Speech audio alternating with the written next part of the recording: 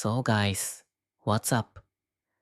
Today, I'm here to share something important with you, especially if you're new to Verse8, or if you're still learning how to create games using AI.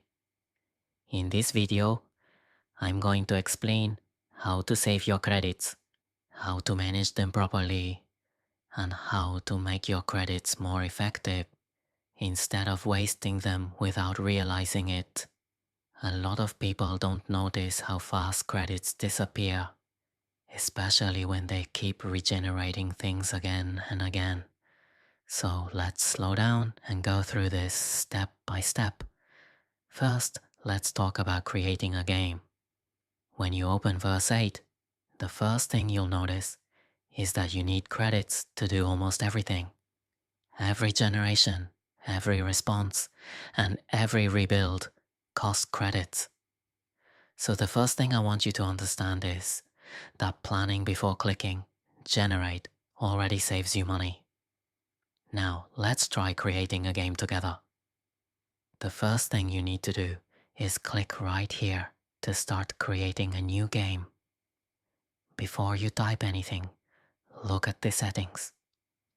This part is very important, and this is where a lot of beginners make mistakes.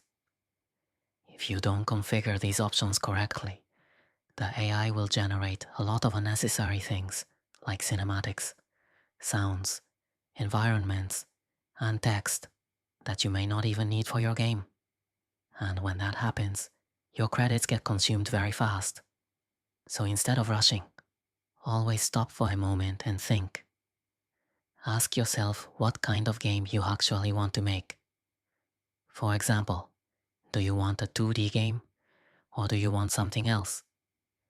If you need a 2D game, make sure the 2D option stays enabled. If you don't need it, you can uncheck it, and the game will still generate.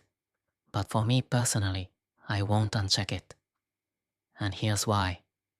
If you uncheck this option, the game will generate without a user interface. Now let me explain what UI really means, because a lot of people get confused about this.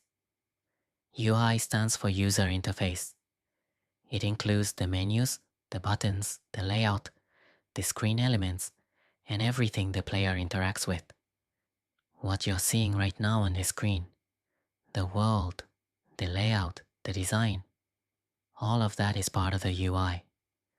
Without UI, your game might technically run, but it won't feel like a complete game.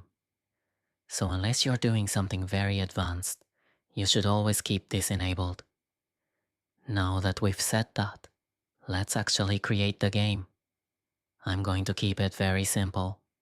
I'm not going to overthink it. I'll just type a simple command, create a 2D game. That's it. Even with a very basic prompt like this, Verse8 can already generate a playable game. And this is one of the strongest points of Verse8. You don't need to write long prompts just to get started. Now let's wait while the game is generating.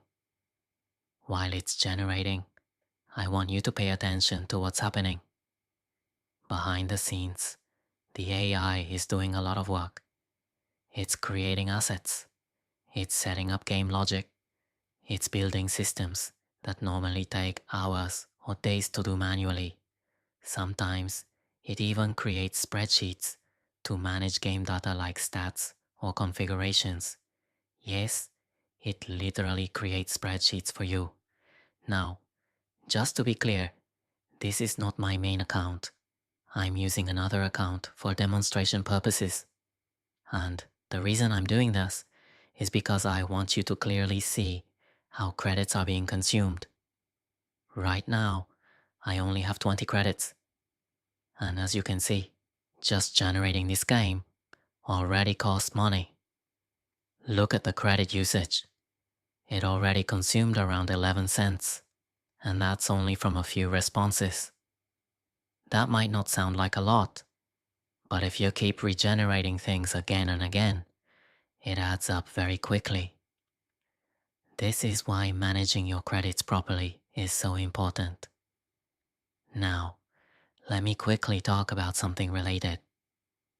If you're interested in the Cross and Verse8 event, and you're wondering how to integrate the Cross token into your game, or how to earn while creating games, there's a creator I recommend checking out. His name is Swat. I already created a full step-by-step tutorial showing how to launch a game, how to integrate the Cross token, and how to publish everything correctly. If you're serious about joining the event, this tutorial will help you a lot. I'll leave the link in the comment section so you can check it out later. Now let's go back to verse 8. Look at what's happening here. I didn't type anything, but the AI is already fixing errors by itself. It detected an issue, analyzed it, and solved it automatically. This is something that really separates verse 8 from a lot of other tools. Verse 8 is not just a simple game creator, it's basically a full game engine. If you're familiar with game development, think of it like Unreal Engine, but powered by AI. Instead of doing everything manually, Verse 8 sets up the entire structure for you. It creates the foundation, and you build on top of it. And now, the game is done. Just like that. I only typed a simple sentence. And now I already have a playable game. This is exactly why verse 8 is so powerful. Now let's talk seriously about credit usage again, because this is something a lot of people struggle with. As you can see, even a simple project can burn credits very quickly if you're not careful, especially if you keep regenerating the same thing over and over again. So the big question is, how do you sustain this? How do you avoid wasting credits while still learning and experimenting? Here's one important tip.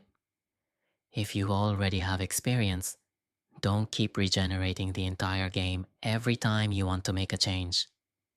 Instead, manually tweak what's already generated. Small changes cost way less credits compared to full regenerations, and over time, this saves you a lot. Now, if you're new, that's completely fine. You don't need to rush. You don't need to make everything perfect on your first try. Take your time and learn how things work. One smart thing you can do is generate a token. Just click Generate Token. Create one, and then copy it. If you already understand how tokens work, this can save you a lot of credits in the long run and make your workflow much more efficient. Now, the next thing I want to talk about is playing games and earning points. Right now, I'm not completely sure what the points are called. I think it's called PUD. But honestly, the name doesn't really matter. What matters is that there is a point system in place. And that means you can actually earn something while you play. So what should you do? Just play the games. Test different games. Explore what other creators have built. This also helps you learn what works, what doesn't, and what kind of ideas perform well. These are some of the popular games right now. But for me personally, this one right here is my favorite. It feels polished, it's fun to play, and it really shows what verse 8 is capable of. Now, before I end this, I want to share one more very important tip with you. If you join the official verse 8 Discord server, you can actually find ways to get more credits. Inside the Discord, they sometimes post announcements or pinned messages where you can earn extra credits. Most of the time, all you need to do is fill out a simple Google form. No payment, no complicated steps, just basic information and feedback. If you're active and paying attention in the Discord, this is one of the easiest ways to get additional credits, especially if you're just starting out. So make sure you join the Discord and check it regularly. So yeah, that's pretty much everything I wanted to explain. This is how you save credits. This is how you use credits more efficiently. And this is how you avoid wasting money while creating games in Verse8. Thanks for watching. And yeah, now it's really done.